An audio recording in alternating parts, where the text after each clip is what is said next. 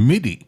Now there's a name I haven't heard in a long, long time.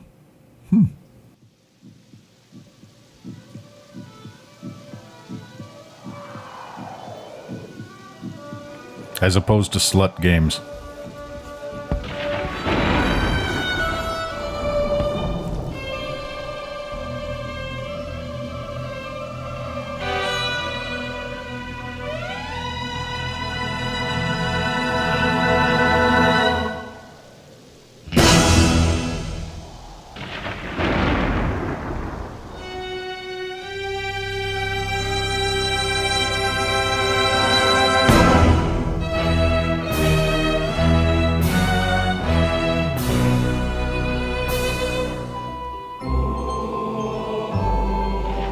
And this is the game that sold 11 billion CD-ROM drives.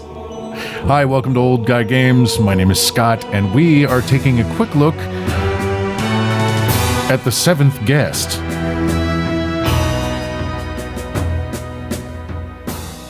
This was an old puzzler.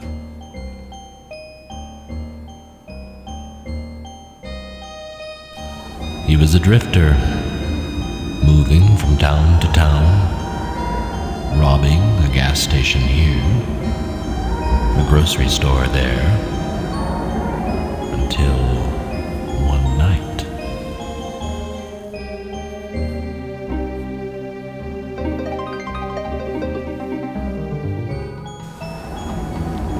She was coming home from choir practice, but she never got there.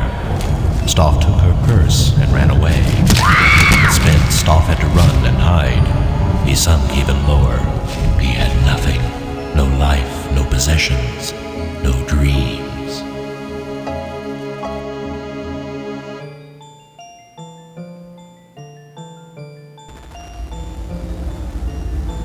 And that's when the vision came. A doll. And in his dream, Stoff reached out.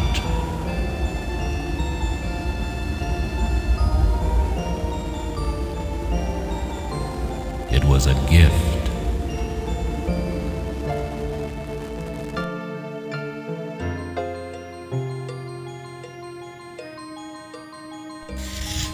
Stoff carved the doll, whittling the haunting face until it was an exact replica. And when he was done,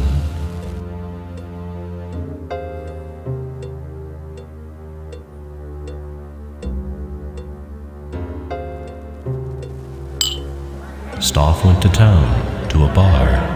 The owner had a daughter. He said his girl would love the strange doll. And Stoff offered it to the man. And the owner, in turn, offered Stoff food and a place to stay. A simple transaction. The first of many.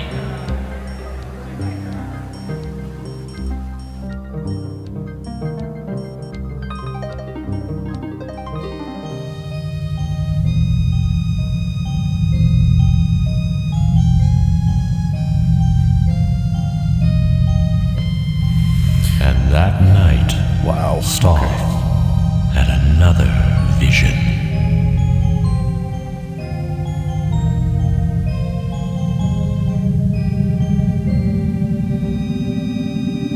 Stoff created the puzzle just as he saw it, and everyone wanted one.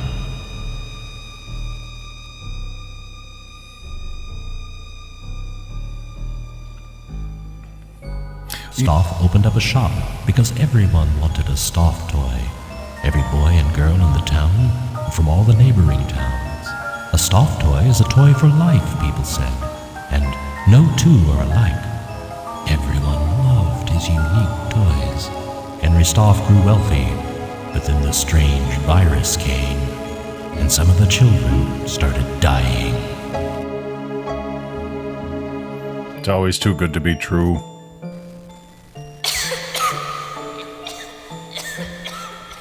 Dying, clutching their Stoff toys so close.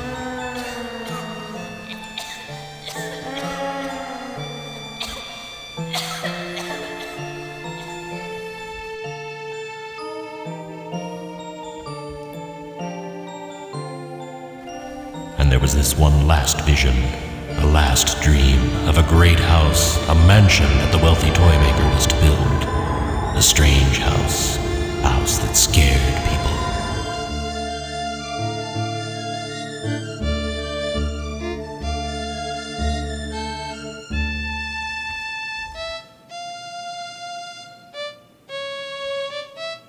The quintessential haunted mansion, which, let's face it, we all have to have this time of year. And every town has one. Every town has a haunted house, or a haunted mansion, or a place where people just don't go.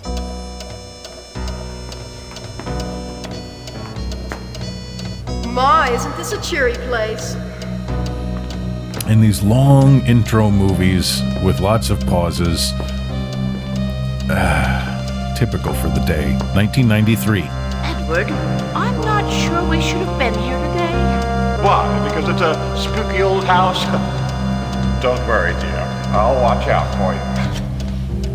But they were technical marvels at the time. I mean, this couldn't have been released on floppy, or at least it wouldn't have been easy to release it on. What? Don't. I expected more of Mr. Stuff. What a bitch.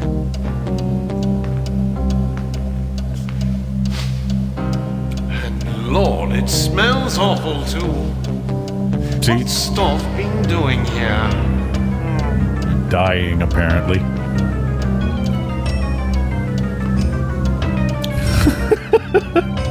Lovely costuming.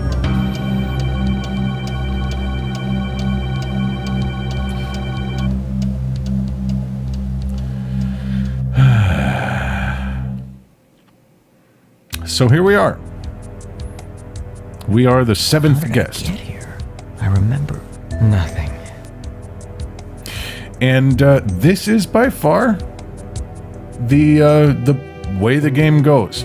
It's pretty much a click and point and click adventure, and we get this lovely little mouse cursor. And you have to remember that back in these days, mouse cursors themselves for games, people weren't used to the crosshair, etc., etc. So you get this little hand giving us gestures of no, can't go that way. We can go this way. We can go this way. And when you do, it's not exactly fluid animation. But for the time, this game was astounding. Again, this is the game that sold 11 billion CD-ROM units. And it was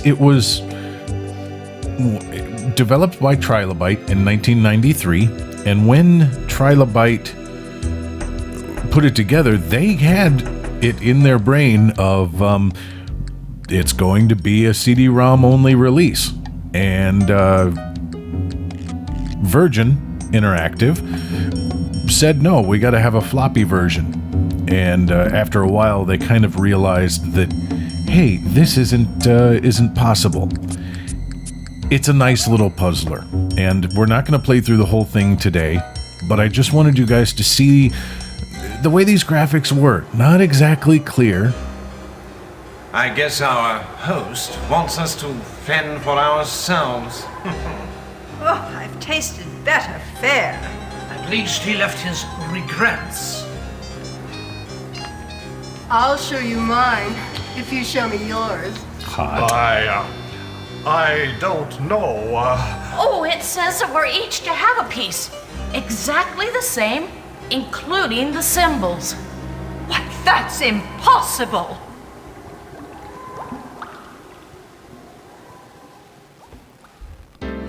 And that's pretty much a setup to a puzzle. I love that icon. Think, look around. But you get basically little setups to these puzzles, and this is the first puzzle that many people looked at, was the cake puzzle. Become a grave digger now, have we? You are a glutton for punishment. Yes, we Two are. skulls and 2 stones. The rest is just icing. Puzzling. some cannot be created more equal than others. But the cake puzzle is famous. Basically, everybody has to have a piece, each with the same symbols. You've got six things to cut. So let me see if I remember how to do this here. I always remember the first two, and then I get a little confused. Baby. Let's go. I think it's... Nope. Okay, yeah, that's another one. And then, if I remember right, it is this one here. 2 skulls and 2 stones. So basically every cut you make has to have 2 skulls and 2 stones. No more. Blank, 1 stone, 1 skull, 1 skull, 1 stone.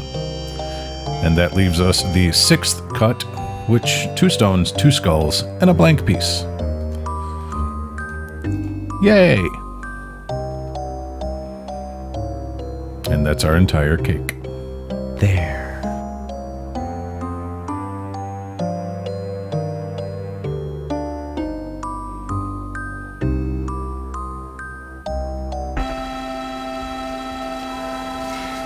Don't worry. I won't bite. Edward, we could help each other out. I could help you, and you could help me. Come and talk in my bedroom upstairs, where it's nice and private.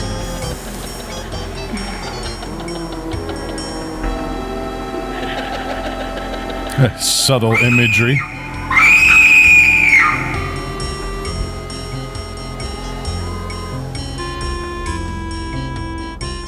And that's basically how the entire game went. You get a little piece of video setting up the puzzle, you do the puzzle, and once you complete the puzzle, you get another little video clue wherever we go. And that's how the entire 7th guest went. And I'm gonna move us back here by the window, because this window is impressive and it's kind of key to the entire game. Now you can play through this thing in about 2.5 hours, 3 maybe if you really push it. It's a nice little game, and it's, again, all of these little video segments were shot on SVHS in front of a blue screen set in the Trilobite Development Studios. And that's basically what the entire game does. And this is the reason why so many people bought CD-ROMs. It's astounding. But it's a great little puzzler. It's a wonderful little game. There are plenty of if you want to see more cutscenes and playthroughs and stuff, there are plenty online. I'm not going to waste your time here. We're just taking a quick look at it. But I remember the 7th guest, and I remember that big sticker on the box that said not recommended for an audience under the age of 17. And to somebody in 1993 who was graduating high school at the time, this was, the first the first computer-related adult purchase. And it was great. I loved it. And I still do. I still play through the puzzles occasionally, especially this time of year. It's a lot of fun. However, because the 7th guest sold over 2 million copies, it did spawn a little sequel. So let's take a look at the 11th hour. All right, this is the 11th hour, and I'll be honest, I tried and tried and tried to get this thing to record on my system in any possible way I could, and it just wouldn't do it. Every time I started recording, the program would crash, and that's no fun. But you can see here that it looks very similar to the 7th guest. We have the same stairway, a little bit of an update, and including this, your game book. And your game book is your book of riddles, which is the new things. We have plenty of visual puzzles, just like 7th guest. And now we have riddles, and you can see how you got to work some of this stuff out. I did steal this footage from ThevoiceofdogSA, and I will link to their playthrough of the 11th hour if you want to see it.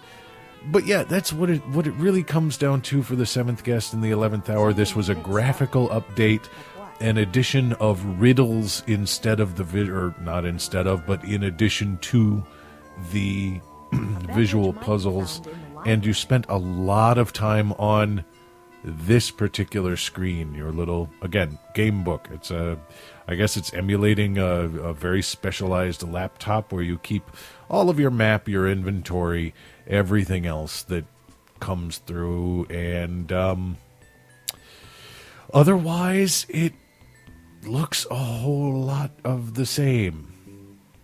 Again, quite a bit of video. Now this time we have our walking animations improved. We have our flashlight. Again, it's a graphical update.